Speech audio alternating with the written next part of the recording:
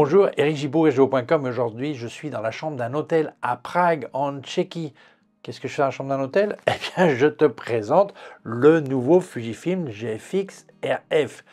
Une innovation, puisque c'est un moyen format compact. Alors, compact dans le sens où c'est un objectif fixe.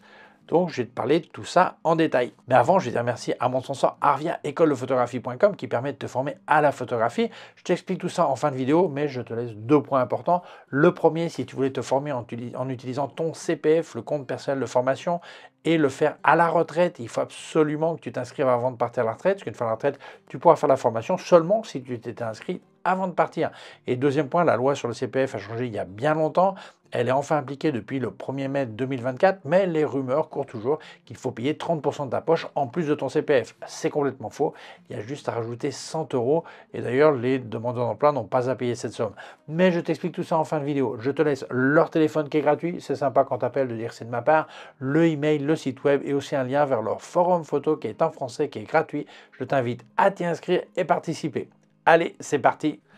Alors un point important, je n'ai pas enregistré toute la vidéo d'un coup, pas au même endroit, pas les mêmes jours, donc tu me vois changer de vêtements, et certains ont été enregistrés partis à Prague, d'autres avant de partir, d'autres à d'autres moments, voilà, enfin bref, tu verras des changements de look, des changements d'endroit et tout ça. Rien de surprenant, mais enfin bon, l'important c'est que je te raconte tout sur cet appareil. Continuons. Je suis invité par Fujifilm France, donc merci à eux.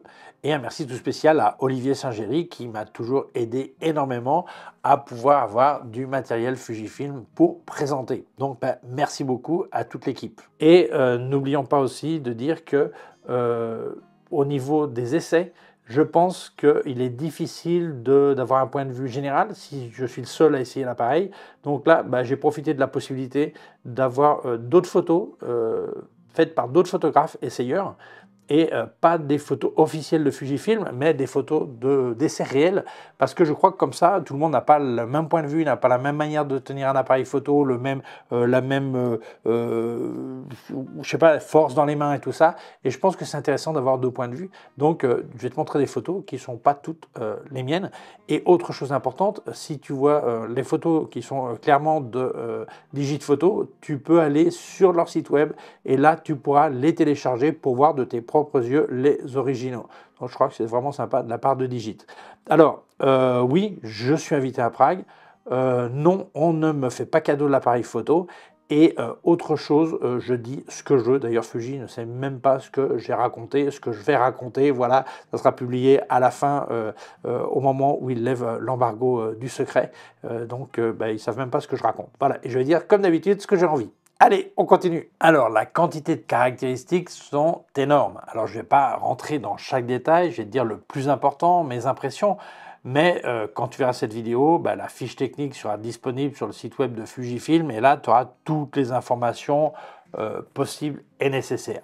Alors, sûrement, cet appareil photo t'en rappelle un autre, le Fujifilm X106. Et d'ailleurs, regarde l'aspect. Évidemment, il existe pas seulement en noir, mais aussi en couleur argent. Et regarde la différence de taille. En fait, quand tu vois la largeur, c'est pratiquement la même, hein, un demi-centimètre. La hauteur, le RF est un petit peu plus haut et la profondeur est un petit peu plus épais. Mais l'aspect est vraiment similaire. La prise en main est encore meilleure parce que c'est un petit peu plus haut.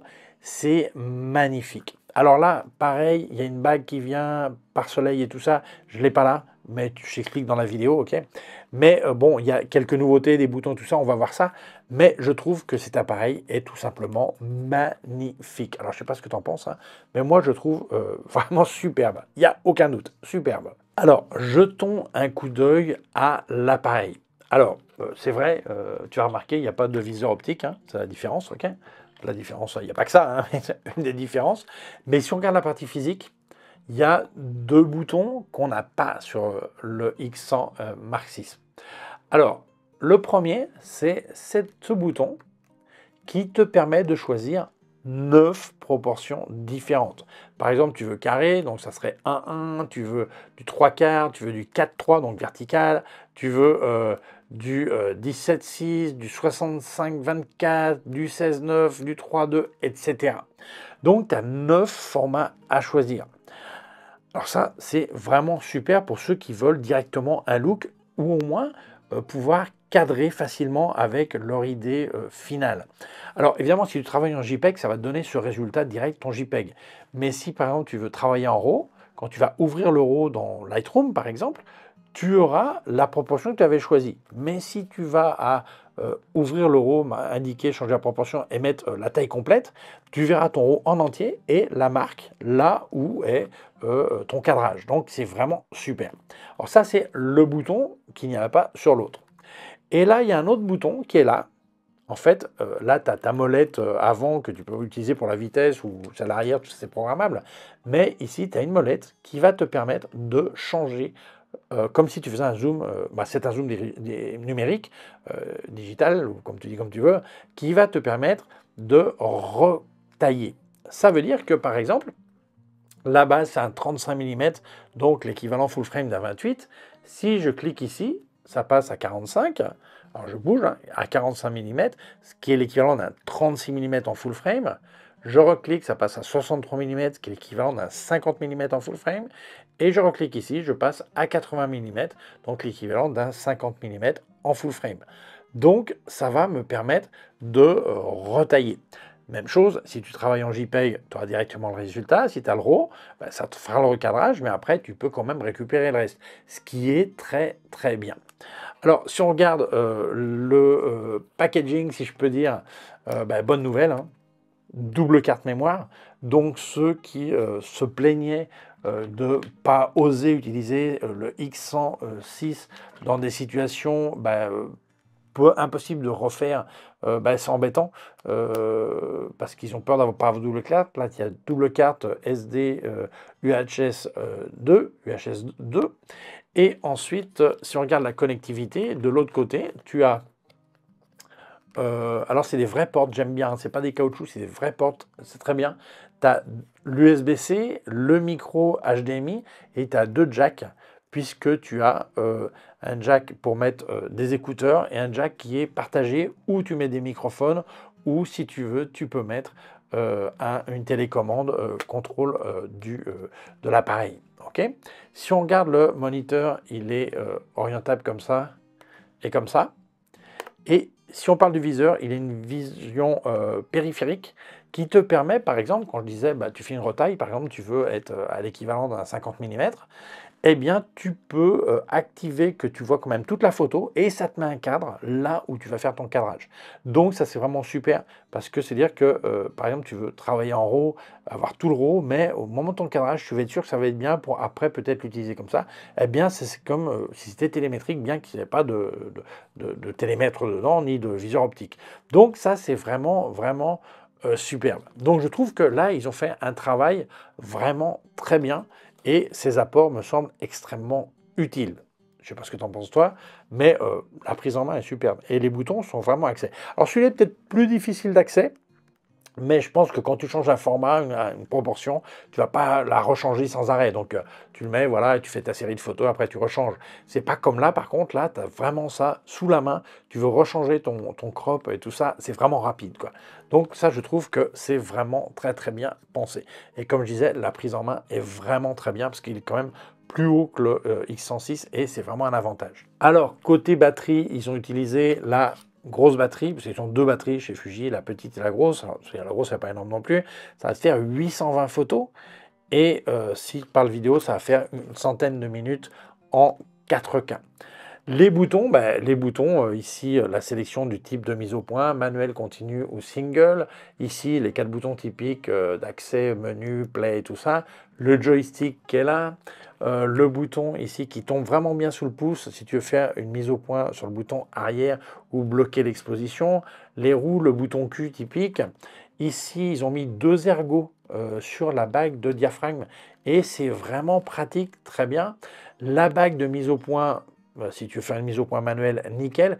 Mais comme tu vois, il y a une texture qui est taillée dans l'aluminium, de même que ces boutons, c'est vraiment, vraiment superbe. Il y a vraiment, de ma part en tout cas, aucune critique là-dessus. Je trouve ça fantastique. Alors là aussi, cet appareil a un filtre ND de 4 stops d'intérêt que tu vas pouvoir activer. Donc couper la lumière. Après, je vais te répondre aux questions toutes bêtes, qui ne sont pas toutes bêtes, parce que beaucoup de gens demandent s'il va y avoir quelque chose de plus ou pas par rapport au GFX. Oui, ben non, ça oui, mais je veux dire, les simulations de films, il y en a aussi 20, comme les autres GFX. Tu as le diaphragme, c'est de F4 jusqu'à F22, et il y a 9 lamelles, ce qui donne une certaine douceur, je dirais, sur les flous.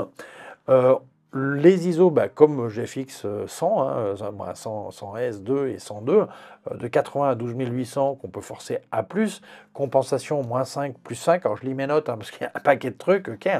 Si on parle de l'obturateur, le mécanique jusqu'à 1/4 millième de seconde, l'électronique jusqu'à 1/16 millième de seconde, il y a plusieurs options de bracketing. Bracketing de mise au point, bracketing il y a pas mal de trucs, je ne souviens plus la liste exactement. Multi-exposition, ceux qui aiment superposer les photos jusqu'à 9 multi-expositions. Et puisque je l'ai dans la main, je vais te parler de la taille. Alors, de largeur 133,5 mm, de haut 90,4, de profondeur 76,5 au plus large et 32,2 au plus étroit. Le poids 735 grammes et la résistance au froid de -10 degrés jusqu'à +40 degrés. Donc, je crois qu'on a un bel outil en main. Regarde comme c'est beau, j'ai mis le flash Godox Senior. Alors, l'obturateur étant dans l'objectif, ça synchronise à toutes les vitesses de flash. Donc ça, c'est vraiment un super truc. Si tu veux faire de la photo flash en extérieur synchronisée et tout ça, ça va être super. Regarde comme c'est beau. J'ai apporté mon Godox Senior en disant que ça ferait sûrement une belle tête là-dessus. Je l'utilise sur mon X106, mais là, je trouve que ça une gueule incroyable. Je trouve ça superbe. Qu'est-ce que tu en penses? Donc, j'ai attaqué en disant que c'était une innovation. Dans quel sens? Oui, il y a peu d'appareils photo sur le marché de ce genre, très très peu. Je ne parle pas des compacts de base, hein, je parle de trucs plus avancés quand même. Et donc, la première innovation, c'est donc cet appareil photo moyen format, c'est le seul du genre qui a donc un objectif non interchangeable, qui est fixe. Et alors, je lis mes notes, hein, tu verras que mes yeux ils baissent de temps en temps, j'espère que ça ne te dérange pas, mais il y a tellement de trucs à dire que voilà, c'est la folie. Je passe des photos en même temps, ok? Donc, le capteur de moyen format, il fait 1,7 fois la taille d'un full frame. C'est le même capteur de 102 millions de pixels qu'on trouve sur le GFX 100 S2. D'ailleurs, contrairement à d'autres appareils que j'ai essayés où tu dois attendre un certain temps pour pouvoir lire les RAW, j'ai eu aucun problème à lire les RAW sur Lightroom, puisque ce sont les mêmes que sur le GFX 100 S2. Alors, quel est le public pour ce genre d'appareil? Là, on se rend compte qu'il y a 3 appareils maintenant sur le marché. Il y a le Fujifilm X106 et prédécesseur de 40 millions de pixels dans le cas du Mark VI. Après, il y a le Leica Q3 avec environ 60 millions de pixels. Et puis celui-ci qui est avec 102 millions de pixels. Et ça, ce sont donc des appareils entre guillemets compacts, parce qu'on ne parle pas de mini-appareils, mais c'est pour ça que je disais, je ne parle pas des tout petits appareils, mais donc un appareil compact dans le sens où c'est une seule pièce. Et là, on parle de ce public qui va chercher de la photo de rue, de la photo de paysage, un appareil à emporter sur soi avec tout dedans. Alors, ce n'est pas un appareil qui tient dans ta poche, hein, voilà, mais quand même. Et ce qui est impressionnant, c'est le poids, 735 grammes. Alors pour certains, ça fait beaucoup, mais en fait, quand tu regardes le poids, sachant qu'il a son objectif qui est intégré dedans, il ne pèse que 735 grammes, alors que le GFX 50R, qui lui aussi avait le viseur dans le coin, qui ne se fabrique plus, lui, sans objectif, pesait 750 grammes. Alors, une nouveauté chez Fujifilm, c'est la première fois qu'ils le font, ils n'ont pas utilisé un alliage pour faire, le boîtier.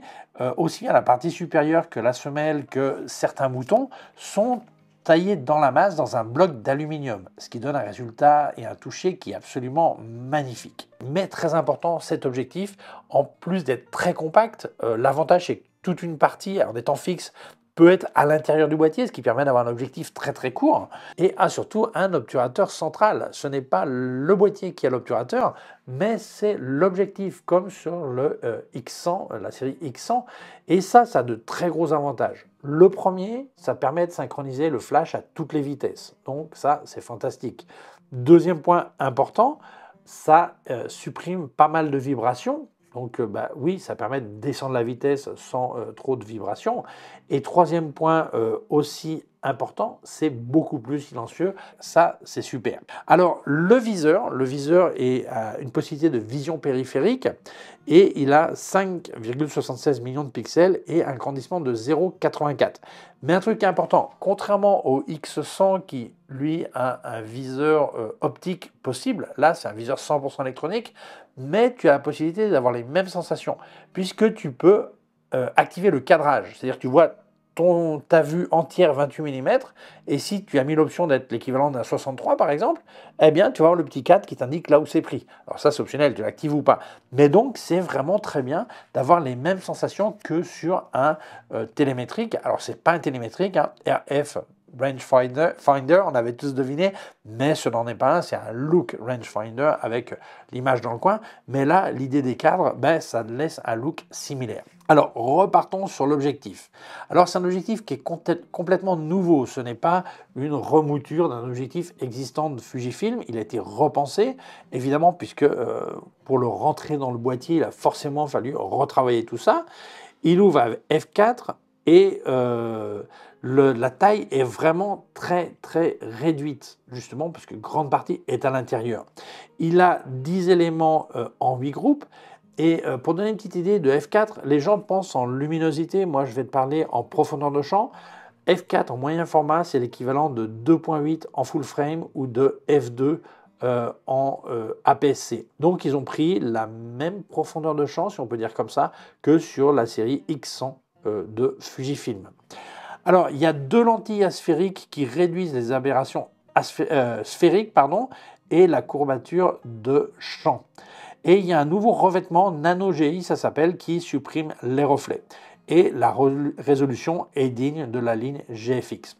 Un point super bien, la distance minimum de mise au point est de seulement 20 cm depuis, pas l'avant de l'objectif, mais depuis le capteur. Donc, ça permet d'être vraiment proche de ce que tu fais si tu veux faire ce genre de photos. Autre avantage de cet objectif, même chose que sur la série X100, il y a un filtre ND de 4 stops, filtre physique, ce n'est pas une simulation, c'est un filtre physique que tu actives avec un bouton, et là ça va carrément couper la lumière. Alors si on repart sur l'autofocus, c'est un système avancé avec prédiction des objets, du style de ce qui va arriver. Donc il y a plein de types de détection, le visage, les animaux, les trains, les machins, tout ça, le truc habituel. Alors sincèrement, moi je ne suis pas un bon juge pour les autofocus. Moi du moment qu'avec un point ça marche, je suis content. Mais bon, c'est vrai que l'autofocus marche vraiment pas mal. Voilà. Après, il y a des fanatiques de l'autofocus qui pensent qu'il faut se détecter la différence entre un cil et un poil de chat. Bon, là, c'est vrai, on peut discuter. Mais sincèrement, l'autofocus va bien. Bon, cet appareil, sincèrement, c'est pas le genre de truc que j'utiliserais pour faire de la vidéo. Mais il y a quand même de la vidéo qui est inclus. Alors certains disent, ah, mais s'ils mettaient de la vidéo, s'ils mettaient pas de vidéo, ça serait moins cher. Ça serait exactement le même prix parce que toutes les avancées vidéo qu'il y a actuellement, c'est ce qu'on utilise pour la photographie. Donc il faut bien que quelqu'un le paye de toute façon, même si on n'utilise pas la vidéo. Donc, débat clos. Ça te permet de faire du 4K jusqu'à 30 images secondes en 4:2:2, donc en 10 bits. Et ça supporte le F-Log2 de Fujifilm avec 13 stops de rang dynamique. Si tu vas travailler en équipe, ça supporte aussi le Frame IO, donc ça te permet de renvoyer directement connecté sur une plateforme tes fichiers pour que quelqu'un d'autre à distance puisse déjà travailler. En reportage, il y a quelqu'un qui est déjà en train de travailler sur les fichiers. Donc voilà. Alors il y a des accessoires qui sont inclus et je suis content que ces accessoires soient inclus et non pas optionnels comme sur le X100 Mark VI. Donc le système d'étanchéité de l'objectif, c'est exactement le même. Alors oui, certains disent, mais pourquoi ne pas avoir mis des joints d'étanchéité dans l'objectif dès le départ? Simplement parce que ça augmente énormément la taille des objectifs. Ça c'est clair. Deuxièmement, parce que ce système plaît et marche. Donc, ça t'inclut le filtre PRF49 qu'il faut monter dessus avec une bague, qui est inclus aussi, qui est aussi en aluminium et qui est magnifique. Le pare-soleil aussi et une magnifique courroie style corde. C'est la première fois que Fuji met ce genre de courroie de sangle. Normalement, ils mettent une plate qui est marquée Fujifilm. Non, là, ils ont fait dans l'élégance et c'est magnifique. Alors, y a-t-il des points négatifs, Eric? Oui. Oui, oui, mais j'ai pas de peur de le dire. Alors, ces points négatifs, comme toujours, pour certains vont être négatifs, pour d'autres vont être sans aucune importance, et pour d'autres vont être absolument pas du tout un problème. Alors, le premier point négatif dans la tête de beaucoup, et je m'inclus, c'est le fait qu'il n'y a pas de stabilisation boîtier. Alors, ce doute se renforce suivant le genre de photo que tu fais, ou au contraire, disparaît quand tu utilises l'appareil. Alors, le fait de ne pas mettre un boîtier stabilisé a un inconvénient si toi tu es une personne qui fait des photos à main levée avec 1 seconde d'exposition. Mais cet argument fait rire énormément de gens quand je le dis. Je dis, ah bah moi, avec mon X106, j'ai fait des photos d'1 seconde à main levée et elle n'est pas bougée. Et les gens se marrent, ils disent, mais attends, mais t'as pas besoin d'1 seconde. Bah ça dépend. Mais en fait, tu te rends compte que là, ce boîtier, tu vas pouvoir descendre à 1/30 de seconde. Si tu te cales bien et respires correctement, tu vas faire 1/20 de seconde. Plus bas, ça va être vraiment compliqué. Mais en fait, tu te rends compte que énormément de gens ne descendent jamais en dessous 1/50, 1/60, 1 centième de seconde. Donc ça va même pas les déranger. Et aussi, il y a un autre argument qui est très important, le capteur. Ce capteur récupère les ombres d'une manière incroyable. J'ai fait des démonstrations avec mon GFX 100S2 et ça veut dire que il y a des situations où tu dis bah ouais, il faudrait que je descende à un 15e, j'ai peur, je vais faire la photo à un 30e, mais récupérer un stop de lumière sur ce capteur, c'est que dalle. Tu fais sous-exposé, tu récupères sans aucun problème et sans bruit. Donc c'est pour ça que c'est quelque chose de complètement discutable. Mais c'est vrai, moi j'aurais préféré qu'il y ait une stabilisation et elle n'est pas présente. C'est dommage, mais je comprends pour une question de taille sûrement parce qu'il faut pouvoir déplacer le capteur. Ça va faire un appareil sûrement plus gros.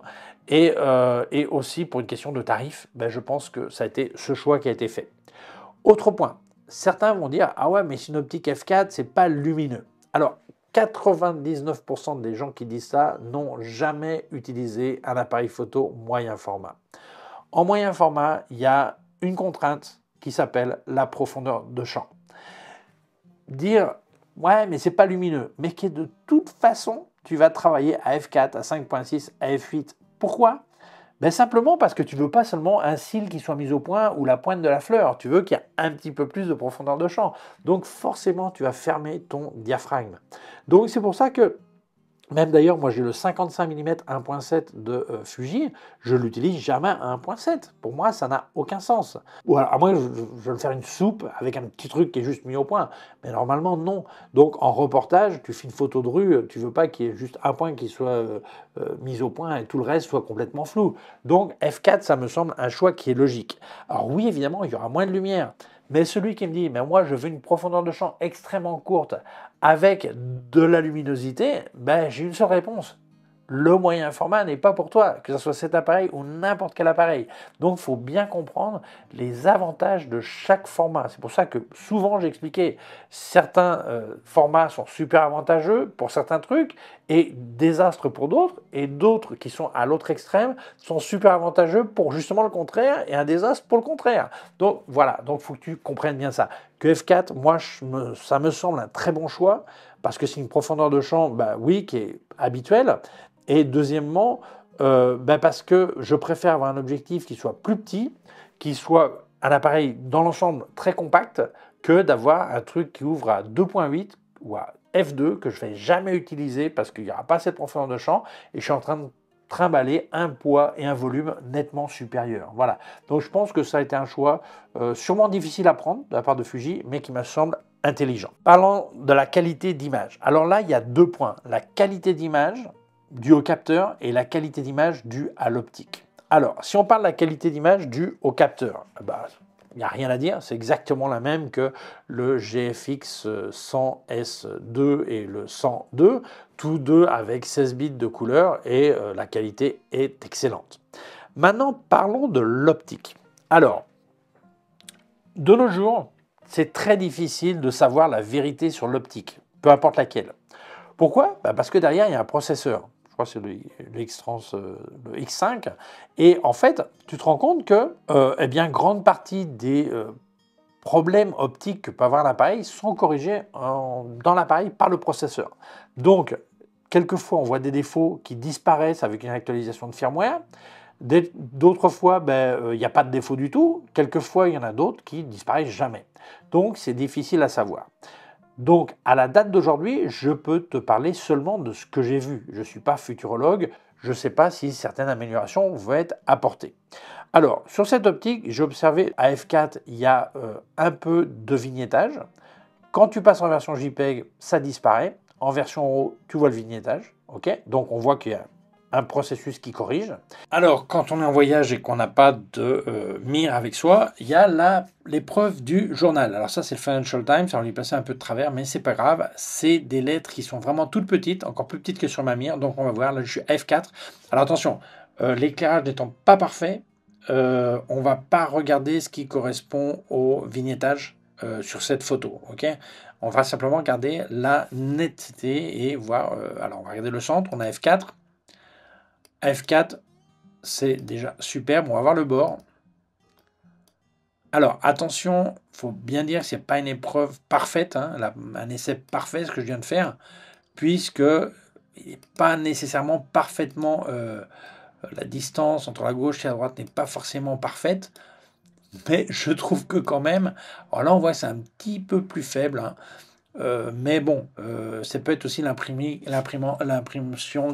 qui n'est pas parfaite. Mais quand on voit les chiffres ici, c'est assez flippant. Et là, on est à F4. On va regarder à 5.6. Attends, alors ça charge un peu, hein, le temps que ça charge. On voit même on voit parfaitement les détails du papier, hein, la texture du papier, c'est impressionnant. Là, on est sur le bord à 5.6. Hein. Là, on va regarder en bas à droite. C'est vraiment pas mal. Hein.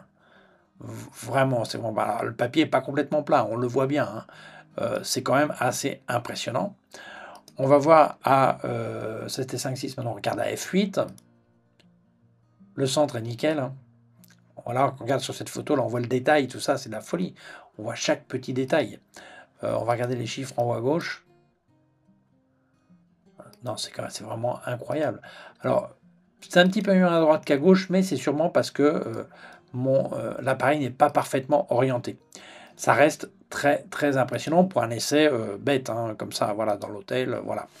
On va regarder à ça, on passe à F11. C'est nickel. Hein. Là, on parle de petites lettres vraiment minuscules. Hein. C'est plus petit que ce qu'on fait souvent sur certaines mires. Hein. Donc, c'est vraiment... nickel quand on regarde les tout petits textes, hein, comme ça par exemple, là, c'est un tout petit texte, ça. Hein. C'est les petites lettres qu'on veut pas que, les petites lignes qu'on veut pas que les gens lisent, voilà. C'est vraiment nickel en regardant en haut à gauche, ok, c'est super. Hein. Donc là, on va regarder à F16. À F16, à mon avis, on commence à avoir un petit peu de diffraction. Hein. On voit une petite chute de netteté due à la diffraction, c'est complètement normal. Hein. Mais c'est pas énorme non plus. Hein. On va regarder F22. Alors, c'est en train de charger. F22, là, on commence à voir, effectivement, il y a la diffraction. Mais on est dans un truc complètement... Là, on voit vraiment qu'il y a de la diffraction. Hein, c'est complètement normal. Alors, on va faire... J'ai fait ensuite, pour voir s'il y a la courbature de champ, j'ai fait la mise au point à droite, ici. Hein. Alors, ça charge, attention, voilà. On voit que c'est nickel. On compare avec le centre. On voit que le centre n'est pas aussi bon, ce qui indiquerait qu'il y a un petit peu de courbature de champ. Et la suivante, j'ai fait la mise au point à gauche, c'est-à-dire ici. Attends que ça charge. Là, on voit que c'est nickel. Ce qui avant n'était pas complètement net dans le coin ne l'est toujours pas. C'est peut-être l'orientation ou l'impression. Et le centre n'est pas aussi net. Donc, il y a un petit peu de courbature de champ. Mais je trouve qu'à F4, c'est déjà vraiment impressionnant. La netteté, hein. Regarde ça, c'est de la folie. Regarde, ça, c'est les toutes petites lettres hein, qu'il y a sur les cotations boursières. C'est pour ça que j'ai pris le Financial Times pour avoir justement ces tout petits chiffres. Je suis vraiment impressionné. Et deuxièmement, à F4, je trouve que les bords sont un petit peu mous. Pourtant, il y a le fameux piqué est présent. Certains cherchent du piqué, il est présent. Mais sur les bords, c'est un petit peu plus mou. Est-ce que ça va être amélioré avec du firmware? Je ne sais pas. Est-ce que les propres programmes de développement RAW vont améliorer? Probablement.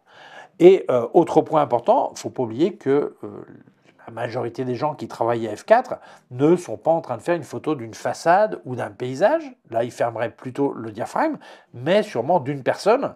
Donc, les bords vont coïncider avec la partie floue de la photo de toute façon.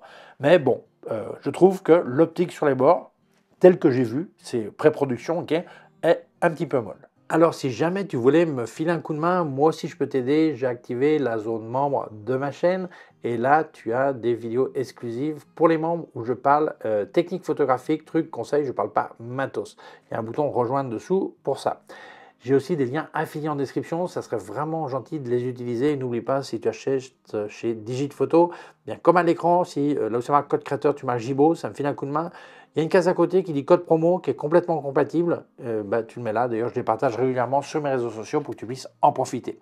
Parlant de code promo, si jamais tu voulais acheter Luminar Neo ou Aperti de Skylum, avec le code ERIC10, tu as 10% de remise extra, c'est-à-dire en plus des offres qu'ils ont, eh bien tu mets mon code et c'est encore moins cher pour toi. Donc mille merci, ça m'aide énormément. Continuons. Alors, conclusion sur cet appareil photo. Alors moi, sincèrement, je vais te donner un conseil. Ne le touche jamais. Ne l'essaye jamais. Parce que si tu l'essayes, tu le touches, tu ne vas plus te souvenir de ce que je t'ai dit, que ça vignette un peu à F4, qu'il n'y a pas de stabilisateur. Tu vas oublier tout ça. Tu vas tomber amoureux de cet appareil. C'est son gros problème. C'est un appareil que tu le vois, tu dis waouh. Quand tu le touches, tu te promènes avec, tu fais des photos, tu fais waouh. Et c'est le problème et l'avantage. Parce que je dis toujours, un appareil photo, l'important c'est la technique, l'important c'est la technologie, c'est important tout ça, mais le plus important de tout, c'est que tu te sens bien avec l'appareil. Et cet appareil, tu as envie de faire des photos avec, tu as envie de te promener avec, tu as envie de prendre un café, l'avoir sur la table, le voir et l'avoir sur la table, prendre ton café, le regarder comme un andouille, comme un imbécile, tomber amoureux comme si tu avais 15 ans, tu vois. Et c'est un appareil qui est magnifique. Alors, en version noire, j'adore, mais en version argent, c'est spectaculaire. Donc, voilà, moi je pense que c'est un appareil qui est vraiment super pour beaucoup de gens. Et alors, évidemment, il y a le prix. Alors le prix, beaucoup de gens disent « Ah, mais ils sont fous, les prix sont de plus en plus chers ». C'est complètement faux, ça c'est le moyen format le moins cher du marché, puisqu'en plus il y a un objectif qui est inclus. Donc c'est vraiment, moyen format fabriqué actuellement, hein, le moins cher du marché. D'autre part, il faut bien comprendre pour qui c'est. C'est pas pour tout le monde. Si ton idée, c'est faire de la photo sportive avec ton sujet qui est à 200 mètres de toi en train de courir, ce n'est pas l'appareil qu'il te faut. Mais quand je vois des gens qui s'achètent des appareils full frame encore plus chers que celui-ci pour faire de la photo de rue avec un 28 mm, je dis, attends, arrête. C'est pas ça qu'il faut que tu prennes, c'est ça, c'est un appareil comme ça, tu vois. Et surtout, c'est très polyvalent. Alors, évidemment, ceux qui aiment changer d'objectif et tout ça, vaut mieux, et qui veulent un grand capteur, vaut mieux partir sur un autre GFX de chez Fuji, ça c'est clair. Mais si tu veux du Fuji, hein. Mais en moyen format, il n'y a pas beaucoup de choix. Hein. Mais donc, vaut mieux partir sur autre chose. Mais ces gens qui sont avec un 25, un 28 ou un 35 mm, par exemple, en train de faire la photo de rue sur un Alpha 9, par exemple, ou un R5 Mark II de Canon, faut mieux partir là-dessus. Ça a beaucoup plus de sens. Par contre, évidemment, si ce que je disais, c'est faire la photo sportive, des trucs comme ça, c'est pas le truc, c'est pas l'appareil pour ça. À moins que tu sois à 1 mètre du ring de boxe, et là tu fais tes photos, ça c'est évident. Donc voilà, donc faut bien comprendre pour qui c'est, pourquoi c'est. Si on parle du tarif, on parle pas de l'appareil photo que tu as acheté à 500 € il y a 10 ans et que tu compares avec un qui vaut plus de 5000 maintenant. On est en train de parler de l'appareil qui, il y a 10 ans, valait aussi l'équivalent de 5000 € d'aujourd'hui. Et si on regarde cet appareil photo, le prix a baissé en fait. Parce que si tu prends un GFX normal, tu rajoutes un objectif, c'est bien plus cher que ça. Et on parle chez Fuji. Si on parle de Hasselblad, c'est encore plus délirant le tarif. Donc, moi, je pense que le prix est ciblé dans son cadre. Et si on parle du Leica Q3, est encore plus cher que ça. Donc, je pense que oui, le prix est tout à fait correct pour ce type d'appareil et pour cette clientèle. Ça, faut bien le comprendre. Voilà. Donc là, celui qui pensait qu'un appareil comme ça vaut 2000 €, ben, tu prends un X100 Mark VI, hein, tu ne prends pas ça c'est évident. Voilà. Donc pour moi, cet appareil est complètement recommandable si tu es dans le cadre de ces gens qui dépensent ce genre de budget pour ce type de photo sur autre chose. Ben, à mon avis, c'est plus logique d'avoir ça. Surtout qu'il y a un capteur qui est exceptionnel. Il ne faut pas oublier que ce capteur, c'est le meilleur capteur actuel du marché. Donc, ben, si ce que tu cherches, c'est la qualité capteur, ben là, il n'y a pas de discussion, c'est ce qu'il y a de mieux. Mais je pense que plus important que ça, c'est les sensations que tu vas avoir.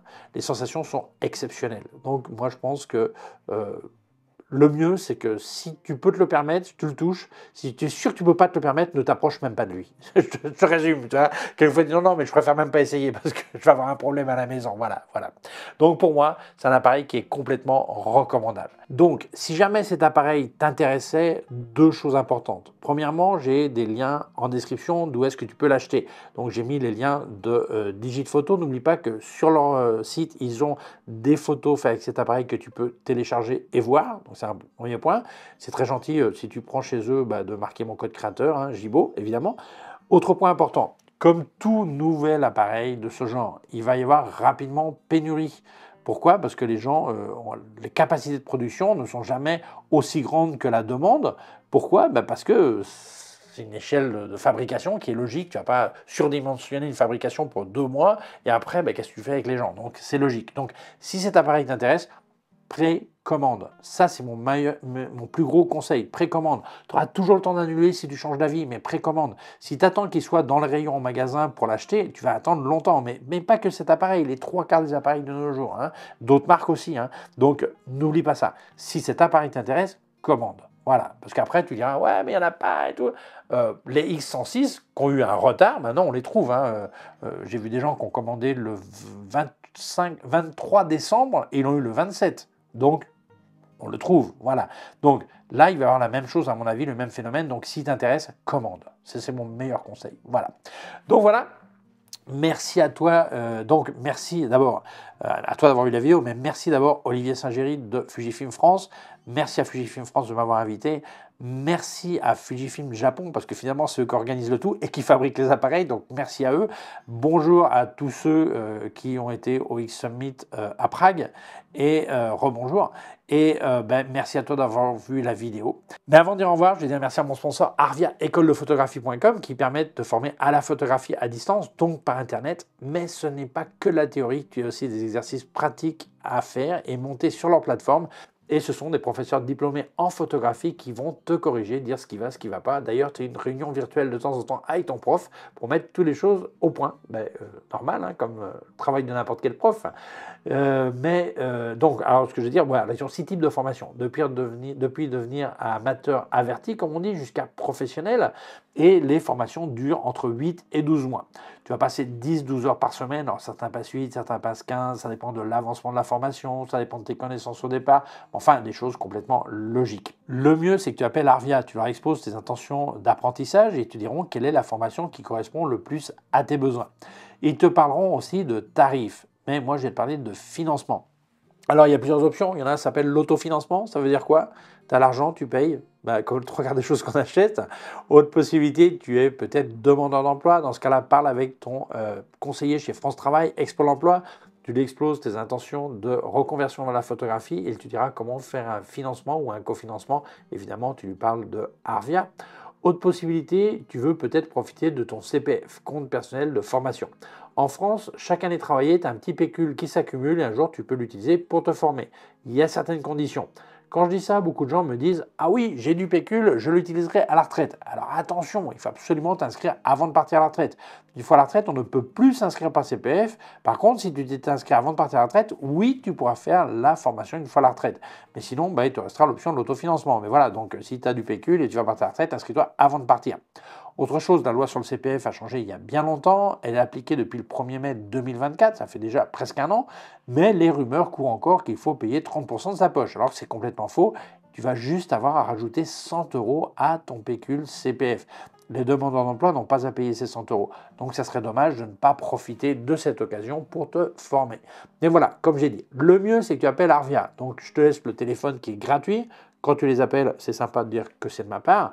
Je te laisse aussi le email, le site web et aussi un lien vers leur forum photo qui est en français, qui est gratuit. Je t'invite à t'y inscrire et participer. Et bien voilà, merci à tout le monde, donc Arvia aussi, d'avoir sponsorisé ma vidéo. Merci à toi de l'avoir vue. Si tu penses qu'elle peut intéresser d'autres personnes, je t'invite à la partager sur les réseaux sociaux. Si tu ne l'as pas encore fait, je t'invite à t'abonner à ma chaîne YouTube. Il y a un petit bouton par là et une clochette. Si tu appuies sur la clochette, tu recevras un avis quand je monte une nouvelle vidéo.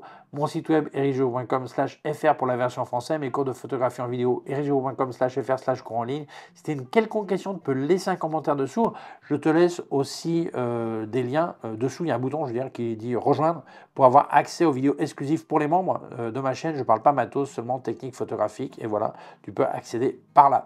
Je te laisse aussi des liens affiliés en description. Merci de les utiliser. Et n'oublie pas, si tu achetais chez Digitphoto, ça serait vraiment sympa, comme à l'écran, là où ça marque code créateur, si tu marques Jibo, ça me file un coup de main. Si tu as un code promo, il y a une case à côté qui est complètement compatible, qui dit code promo. Et d'ailleurs, je les partage régulièrement sur mes réseaux sociaux pour que tu puisses en profiter.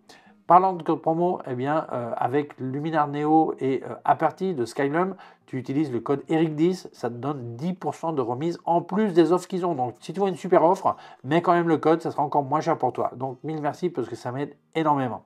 Je te laisse aussi mon compte PayPal au cas où tu veux faire un don. Donc, merci beaucoup, prends soin de toi et à très bientôt. Ciao!